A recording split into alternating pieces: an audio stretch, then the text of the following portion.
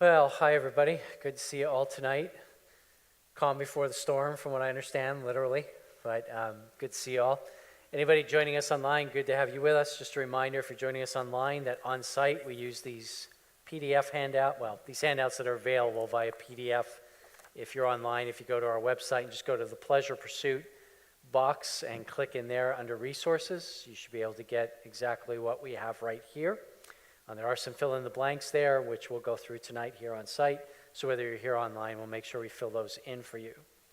So a couple months into this study now, and maybe just a refresher, not going back through all the weeks, but we're talking about this idea that in our lives, all of us pursue pleasure. Now that may mean something different to each of us. It may not be all the same pleasure, but we seek to pursue that because pleasure is, well, it's nice. But we said that when we look at the world around us, as pretty much with anything in our lives, the created throws a bunch of stuff at us that is not the best way to do what we seek to fulfill. Not that it's all bad.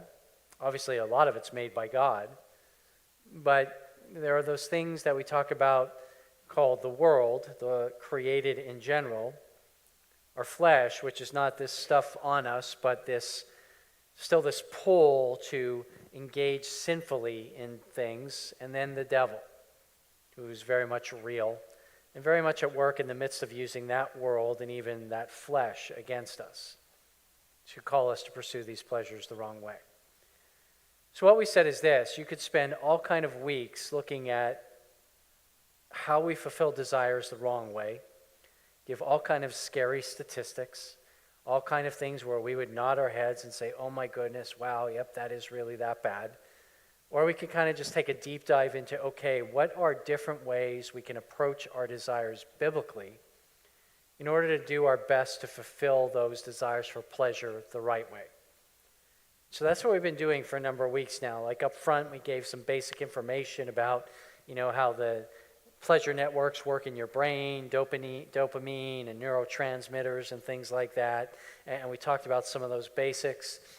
We talked about some of those ideas about pleasures and cravings and things of that nature. And what we've been doing since then is spending a number of weeks looking at, you could almost think of it as almost like a diamond. We've been looking at this diamond that is our life in Christ. And as you turn a diamond different ways, you see those different edges. And what we've been saying is, okay, when we look at from different angles, there are ways we can live looking at what we've called different types of spirituality, ways to live out our faith that help us to fulfill our desires the right way. And I've been given the names to those types of spirituality. I've been giving names to them.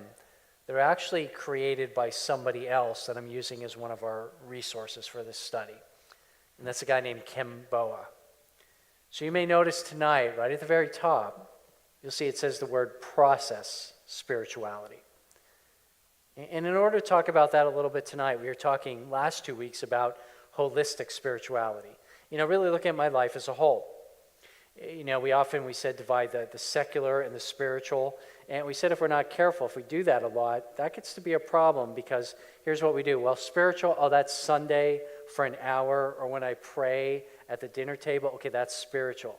And then what we often do is say, okay, well, all this other stuff is secular, which almost in our minds makes it off limits to engaging all of that from a spiritual foundation. And what we said is when we look at our life in a holistic way, really everything is spiritual. We're called to promote and approach everything in the context of being spiritual in our lives. We said this, that when we look at our lives and think of your own life right now, if I asked you to tell me the compartments of your life, you could think of things like this. Okay, well, I got my finance compartment, I've got my hobby compartment, I've got my television viewing compartment, I've got my job compartment, etc., my family compartment. And we said if we're not careful, if we just kind of divide the secular and the spiritual, what we do is we put God in another one of those compartments or anything related to God, And really we just pull that out when we need it, or we say, okay, well now I'm in church on Sunday, so I'm in that compartment. And yet we said what's supposed to happen is this: when we look at things from a biblical perspective, all of those compartments, save for the God one, they can be there, but they all sit supported by the God compartment underneath. In other words, God is not just merely a compartment, he's the foundation underneath all of this. So all of this has a spiritual component. And that's what we talked about, looking at things from a holistic perspective, from the whole. And so the last 2 weeks we spent doing that, and last week we talked about stewardship. And we said stewardship, it's really caring for something. And we said we're all stewards. That basically God created us, hey, let us make man in our image. Hey, here, this is for you. Be fruitful, multiply, rule over this for me. You're in charge. You're on the hierarchy. There's you. There's the animals. There's the created stuff like the trees and the environment. And you're kind of near the pinnacle of that. There's me above that. But you're going to steward this on my behalf, including your own life. And so we said in stewarding our own lives and looking at everything holistically, that means some things for our life. If I look at my whole life, every component spiritually, then that impacts my desires in every one of those compartments. I look at my hobbies and say, okay, I desire to have pleasure this way, but if that's by gaming, for example, well, that means certain games are probably off limits.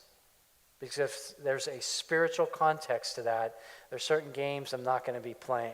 Or if I look at my finances and I say, okay, I have desires, for example, to do well and to have money, but those desires are going to be kind of hemmed in a little bit biblically, because that doesn't mean that I can do that by running over people or stealing money or robbing banks. So it's this idea that holistically looking at life, there's a spiritual component to all of it. God's underneath all of it. I'm called to steward things on his behalf, including my own life and all the components in it. Last week we talked about things like time. There's a component in your life and mine tonight. We're going to spend about an hour together, and that's time you're not getting back. These seconds, minutes, hours, days, weeks, months of our lives, they just keep going one direction, and they can't be recovered. So we talked about, wow, if I look at time, how am I stewarding that?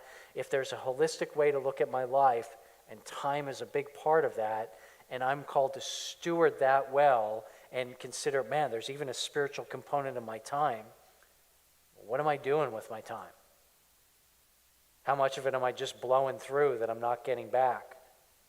It's usually a good example because time's so easy to lose track of, especially today. I think I used one of these examples last week where we said, look at things like getting on YouTube and looking at a video that turns into 40 videos. It turns in from 4 minutes to 90 minutes.